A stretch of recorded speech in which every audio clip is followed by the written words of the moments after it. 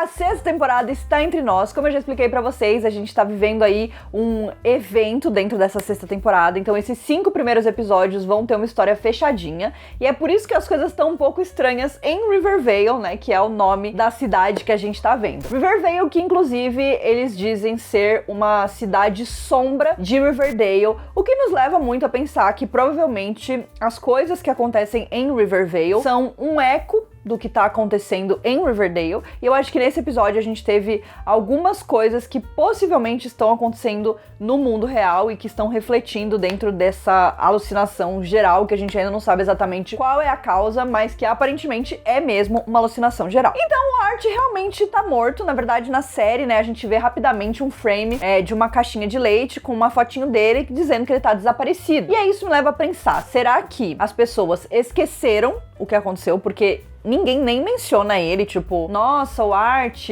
Nada, a gente vê, né, na caixinha e fica por isso mesmo. Ou, né, todo mundo que tava lá, que era basicamente a cidade inteira, tá rolando ali um culto em conjunto e todo mundo tá fingindo que não sabe de nada e deu ele como desaparecido pra eles não serem culpados. Pode ser isso, mas isso também não foi questionado e nem mencionado nesse episódio, mas aparentemente ele realmente tá morto dentro dessa realidade, né? Muita gente fala assim, mas ele morreu mesmo. Tipo, não, gente, provavelmente no mundo real ele não morreu mesmo. Eu acho que eles não matariam o Art porque ele é um dos protagonistas. Tudo é possível em Riverdale, né? Mas eu acho que não. Talvez isso signifique que ele conseguiu quebrar o feitiço ou o que quer que seja e acordou desse transe, dessa alucinação geral. Talvez isso signifique outra coisa, né, dentro de Riverdale que tá refletindo em Riverdale dessa forma. E nesse episódio, inclusive, a gente teve a Toni e aconteceu uma coisa similar com ela. Então ela desapareceu. Na verdade, nesse episódio a gente tem a Llorona, que é uma pessoa, uma lenda que existe em várias culturas diferentes. Inclusive, existe um filme que é A Maldição da Chorona, que saiu acho que há uns 2 ou 3 anos atrás, que inclusive faz parte do universo compartilhado de Invocação do Mal, se eu não me engano. E a Chorona, ela é uma mãe que perdeu os filhos e aí ela fica assombrando e indo atrás dos filhos das outras pessoas e ela sempre, né, tá molhada e tal. Inclusive aquela cena que a Cheryl encontra a Juniper, que ela tá, tipo, sendo afogada na banheira,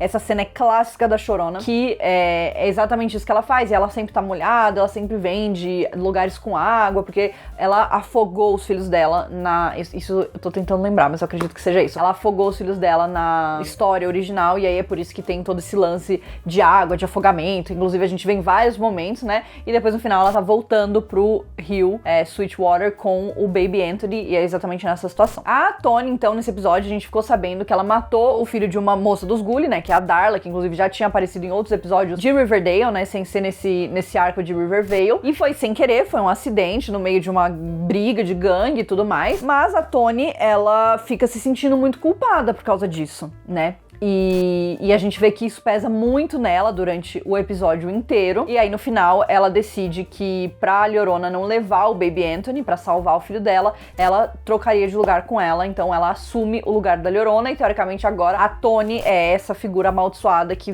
mora no Sweetwater. Então eu acho que agora talvez isso também tenha algum reflexo de que a Toni e o Art de alguma forma quebraram esse encanto, quebraram essa alucinação, estão acordados de alguma forma, estão conscientes de alguma forma, ou não, né? Mas eu acho que isso tem alguma conexão direta com o que está acontecendo em Riverdale, o que quer que seja, né? Tinha muita gente falando, acho que o Art e a Beth estão em coma e tal, não sei o quê. Pode ser que seja isso? Pode. Mas como é uma coisa que tá envolvendo a cidade inteira, eu acho que pode ter algo além disso, e inclusive que envolva a Sabrina, porque a gente sabe que daqui a 2 episódios ela vai aparecer pra ajudar a Cheryl. Então eu tô bastante curiosa pra saber como é que essas coisas vão se conectar. Eu acho que o fato da gente ter 5 episódios e ter esse começo, meio e fim desse arco, isso é muito interessante, porque acho que é a chance da gente não ficar com tanta enrolação, com tanto episódio que não acontece nada e um monte de filler. Então assim, por enquanto tá confuso? Sim, mas eu tô acreditando que quando a gente chegar lá no 4º ou no 5º episódio, a gente vai ter respostas e tudo isso vai fazer sentido. Uma coisa que é interessante desses episódios é que eu acho que eles estão servindo bastante pra gente ter um desenvolvimento psicológico dos personagens. Eu acho que isso foi uma coisa que foi tentado fazer na 5ª temporada, né? Eles tentaram fazer isso acontecer na 5ª temporada, inclusive a gente tem alguns desenvolvimentos assim, mas eu acho que aqui a gente tá tendo mais sucesso. Principalmente, por exemplo, o Red teve um mega desenvolvimento, a gente tá vendo bastante das inseguranças do Red, das inseguranças da Verônica também,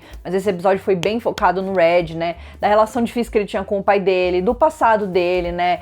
Dessa história com o carro, porque a gente, lá na 3ª temporada, ele era super apegado nesse carro, inclusive o Hiram e ele tem uma treta com o carro e tudo mais. É o Hiram, nem lembro mais.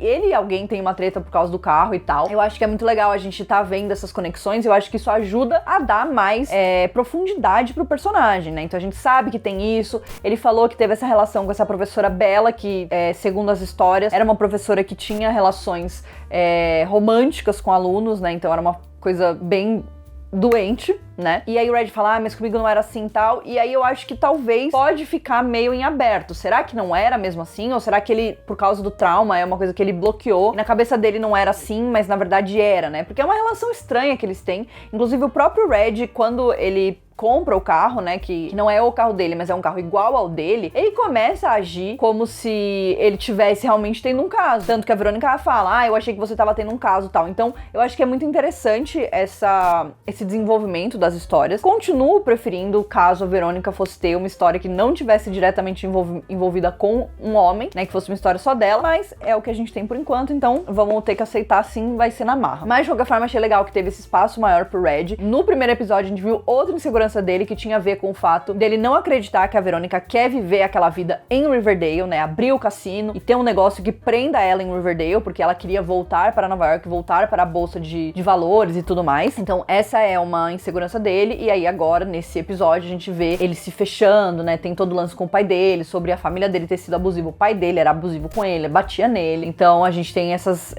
histórias. Então eu gostei que teve esse desenvolvimento, mas acho que ainda tem algumas coisas que estão um pouco confusas e quero muito entender se isso tem realmente consequências pra cidade de Riverdale, né, pro mundo real, ou se isso é uma coisa que vai ficar só em Rivervale. Outro casal que teve um bom desenvolvimento nesse episódio foi Jug e Tabitha. Continuo amando os dois como casal. A Tabitha é uma personagem fantástica. Eu gostei da história dos dois. Eu acho que talvez, tanto a parte da Verônica quanto a parte do Jug e da Tabitha ficou um pouco desconexo com a parte da Llorona, né? Acho que a parte da Llorona foi a maior parte do episódio. Esses quatro aqui, esse núcleo ficou um pouco mais afastado, mas de novo, eu acho que é provável que a gente vá ter explicações e justificativas mais pra frente, e aí tudo isso vai fazer sentido. Eu espero. Roberto, estou colocando a minha fé em você. Eu deveria fazer isso? Provavelmente não, mas eu tô aqui fazendo isso? Tô, né? Pelo 6º ano a gente tá aqui, então a gente continua. O Jug e a Tabitha estão morando juntos, e aí tem um casal que se matou no apartamento deles, e eles começam a brigar muito pelas expectativas da Tabitha em relação ao Jug, pelo fato de que o Jug fala que vai fazer as coisas e ele não faz, né? E ele fala que ele vai voltar a escrever, mas ele não tá escrevendo, daí ele fala que ele vai ajudar na casa, ele não ajuda. Então eles começam a entrar ali numa treta ali de casal, né? E aí a Tabitha, ela começa a meio que ser possuída por esse espírito do mal que fica incentivando ela a fazer coisas ruins, como, por exemplo, ameaçar, quase abrir a cabeça do Jug com um martelo. E aí no final do episódio a gente tem um grande embate entre eles, que ela começa a destruir as coisas dele porque ela tá revoltada com o que tá acontecendo. E eu confesso que eu não julgo, porque o Jug realmente é um ex-alcoólatra em recuperação, que fica comprando bebida com o dinheiro dela e jogando a bebida toda fora. Tipo, que bom que ele não tá bebendo, mas ao mesmo tempo, tipo, né? E aí eles têm uma briga lá super feia e tal, que inclusive a Tabitha se vê refletida nessa pessoa, né? Nessa menina que era a da casa. E daí ela percebe, ela sai do transe e tal, né? E aí meio que eles fazem as pazes. Ela fala que ama ele fala que ama ela, e daí é mais um capítulo pro relacionamento deles. Também fico pensando se de repente isso que a gente tá vendo não são também sombras de outras histórias de outros personagens, né? Talvez Riverdale seja a história dessas pessoas que a gente tá vendo, então, da Llorona, né? Porque a gente vê que ela é uma mulher que realmente perdeu o filho e tudo mais, e por isso que ela assombra. Aí a gente tem esse rolê, aí tem os negócios de Maple do episódio passado, que também tem conexão com o passado da Cheryl, então pode ser que isso seja de alguma forma uma recriação de coisas que já aconteceram e que aí fizeram esse mundo paralelo, ou enfim, essa imaginação deles criar Rivervale, né, que seria essa outra cidade. Confesso que a essa altura eu não sei, eu tô curiosa pra saber qual que vai ser a resolução disso, mas claramente eles estão pegando bem pesado nas referências de filmes de terror. Então a gente teve Midsommar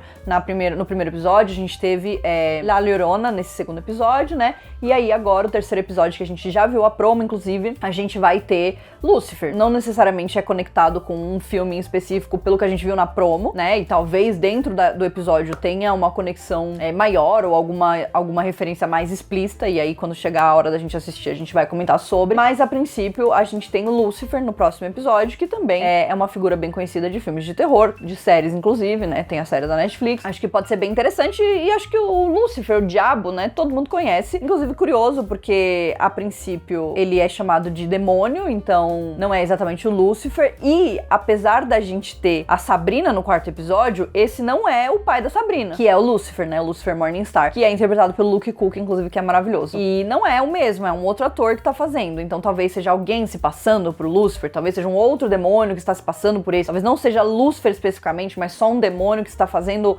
acordos com as pessoas pra conseguir pra dar o que as pessoas querem e comprar a alma deles. Pode ser. Tem muitas possibilidades. Acho que seria estranho se pudesse ser o Lúcifer de Sabrina e eles não colocassem, já que eles vão colocar ela. Mas vamos ver, né? Vamos ver o que vai rolar. Além disso, uma temática que eu tenho visto repetida nesses 2 episódios é bastante a maternidade. Então, nesse episódio se fala bastante de mães e filhos e filhas e tudo mais. E a Beth, que estava grávida de um filho do Art desde o ritual do episódio passado. Nesse episódio, né, a Llorona teoricamente vai atrás dela, põe a mão na barriga dela e ela não está mais grávida. E aí, quando ela vai falar com o Dr. Curdle, ele fala que aquilo foi uma gravidez de histeria, eu acho que é isso que ele chama. Seria uma gravidez psicológica, né, em que ela poderia não ter estado grávida e que simplesmente tinha os indícios de que ela estaria grávida, mas eram indícios falsos. Fiquei curiosa sobre isso, porque teoricamente tudo que aconteceu no primeiro episódio foi pra ela ficar grávida do Art e ela não conseguiu. No primeiro episódio também a gente ficou sabendo que teoricamente ela e outras mulheres de Riverdale estariam estéreis, ou seja, não seriam capazes de ter filhos. E isso me parece algo que tem sido recorrente. Não sei se de repente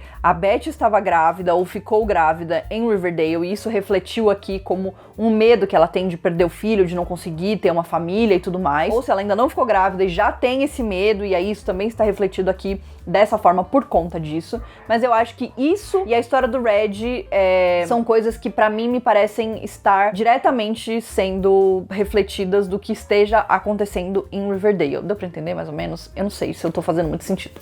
Mas enfim, deve ter alguma conexão. A gente continua tendo o Juggy como o narrador, né, da história, só que é daquele outro jeito, como se ele fosse um apresentador e tal. Também tô curiosa pra saber o que é isso, porque esse Juggy é diferente do Juggy que a gente vê na série em Riverdale, né? Ele é um Juggy que vive fora da quarta parede, então ele fala com o público o tempo inteiro, como se ele estivesse apresentando um programa, né? Então talvez tudo isso também faça parte de alguma ilusão de algum demônio que a gente vai ver relacionado com a Sabrina. De alguém que chegou e jogou um feitiço por toda a cidade, né? Como eu tinha falado, podia até ser o próprio demônio do sono que a gente conhece na primeira temporada de Sabrina. Então eu tô bastante curiosa pra saber qual que vai ser a resolução disso. E considerando que são só 5 episódios, né? E o 5º episódio, inclusive, é o 100º episódio de Riverdale e com certeza vai ser um episódio bem especial. No 4º episódio a gente tem a presença da Sabrina. O próximo episódio eu acho que ele é meio divisor de águas. Ou vai ou racha, entendeu? No próximo episódio. Vai ter que acontecer alguma coisa, explicações vão ter que começar a surgir, porque senão vai começar a ficar um negócio muito apertado ali nos 2 últimos episódios. Mas vamos ver, né? Eu, assim, já fui tão feita de trouxa que a essa altura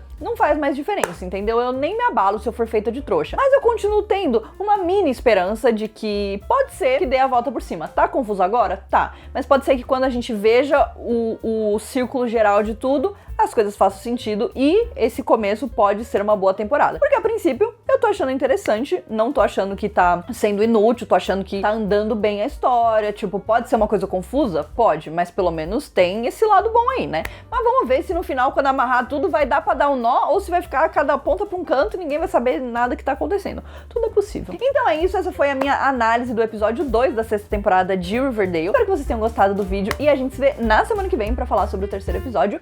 Um beijo!